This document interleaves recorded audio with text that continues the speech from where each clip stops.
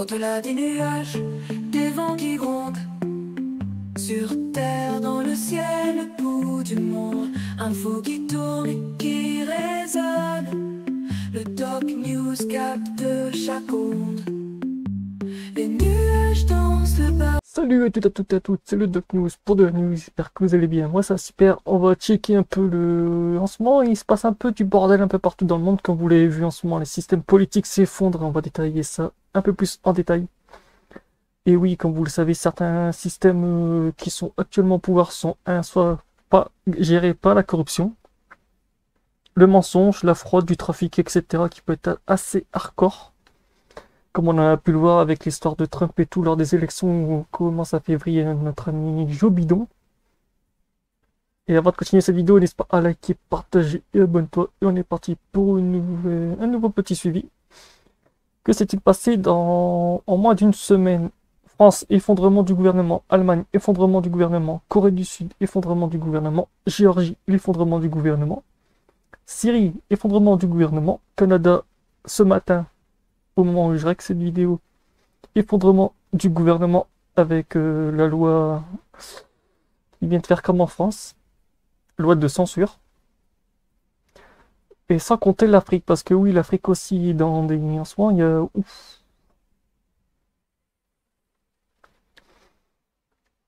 Que se passe-t-il lorsqu'un système politique ou un gouvernement peut survenir pour diverses raisons pour provoquer à chaque pays, mais il y a des schémas qui peuvent expliquer ces instabilités. Voici une analyse par pays, des raisons potentielles des dernières tensions politiques et des raisons d'effondrement si ces situations sont d'actualité. France. En France, les tensions politiques récurrentes proviennent de crises sociales, ça c'est vraiment vrai. Inflammation, tension sur les réformes des retraites et mécontentement populaire. Fragment politique, difficulté pour le gouvernement à obtenir une majorité stable au Parlement. Ah bah ça on vient de le remarquer avec notre ami Barnier. Et après on a le méfiance envers les élites. Depuis les Gilets jaunes, un rejet croissant des institutions politiques. Et oui, depuis les Gilets jaunes, on a un rejet constant du pays. Et ceux qui diront dans les commentaires, n'hésitez pas à dire vos avis aussi dans les commentaires. Autant vous dire que pour moi, ces trois trucs sont crise sociale, fragmentation politique et méfiance des élites. En fait, ces trois points sont vraiment vrais. En Allemagne, qu'est-ce qui se passe? Fragilité des coalitions. Le système proportionnel mène souvent à des gouvernements de coalition instables comme l'actuel gouvernement feu tricolore SPD vers les FDP.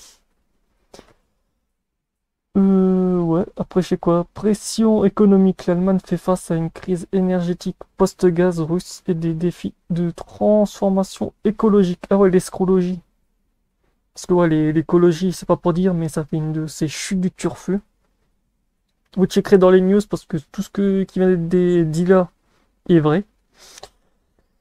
Parce que ouais, la transformation écologique, oui, c'est vrai que l'Allemagne veut supprimer tous ses centrales nucléaires pour mettre de l'éolien. Mais le problème des éoliens, c'est que quand il n'y a pas de vent, faut demander à ses pays voisins de lui ramener de l'électricité.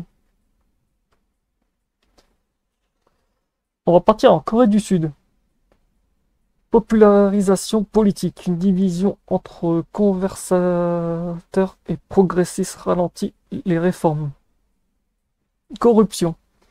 Corruption de scandales impliquant des présidents ou figures majeures. Ah ça c'est vrai que celui qui avait mis la loi martiale dernièrement, c'est pas pour dire, mais ce mec puait un peu les histoires de fraude au cul. Et après on a aussi les pressions externes avec la Corée du Nord et les enjeux économiques mondiaux fragilisent le système. Ah bah ça fallait s'y attendre. 4. Géorgie.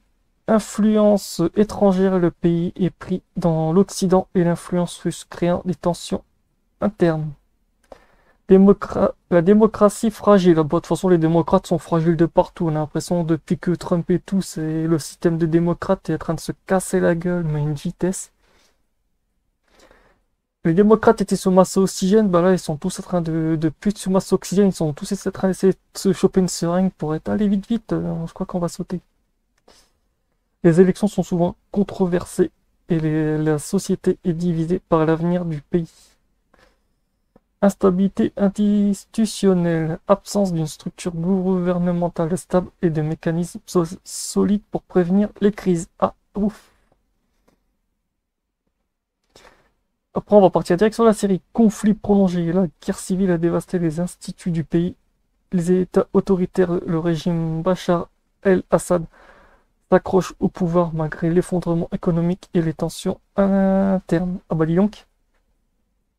Sanctions internationales, elles aggravent les crises humanitaires et économiques. Et hop, encore un peu plus dans la machine. Crise de l'unité nationale. Les tensions entre les provinces, notamment le Québec et l'Alberta, fragilisent l'unité. Problèmes autochtones. Les revendications des Premières Nations mettent en lumière des injustices historiques. Après, on a la polarisation politique. Le gouvernement Trudeau fait face à une opposition croissante, tandis que l'inflammation et la crise de logement inquiètent la population. Oh bah c'est vrai que lui, depuis des années, Trudeau, il est dans une pommade. C'est pas qu'un peu, la grosse pommade. En gros, pour faire vite et pas cher et économique, avec vite fait un gouvernement et un système politique peut résulter d'une combinaison de facteurs internes. Corruption, incompétence et inégalité ou externe, pression économique, conflit géopolitique. Donc voilà. N'hésitez pas à liker et partager cette vidéo. On se retrouve pour les prochaines news. Je sens que ça va être rock'n'roll pour cette fin d'année.